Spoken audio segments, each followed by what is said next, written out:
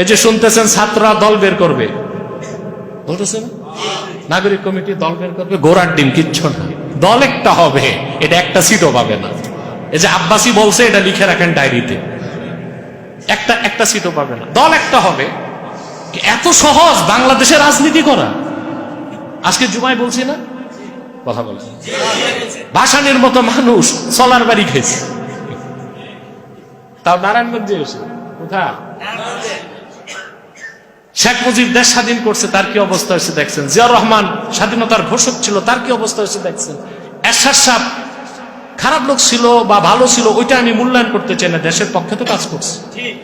এই লোক 9 বছর জেল, 9 বছর ক্ষমতা, 10 বছর জেল, 1 বছর বেশি খাচ্ছে। এ হচ্ছে জাতির পক্ষ থেকে তাকে প্রতিদান, জাতির পক্ষ থেকে প্রতিদান। এইরকম ঘাগু নেতারা রাজনীতি করে বাংলাদেশে সুবিধা করতে পারে নাই। আর কোথায় ছাতার ছাত্র দল নামছে। দেশ স্বাধীন আন্দোলন এক জিনিস, দেশ চালানো আরেক জিনিস। এদেশের ইতিহাস জানতে হবে, এ জাতির ঐতিহ্য জানতে হবে, নৃতত্ত্ব জানতে হবে, ভূতত্ত্ব জানতে হবে, ইতিহাস জানতে হবে।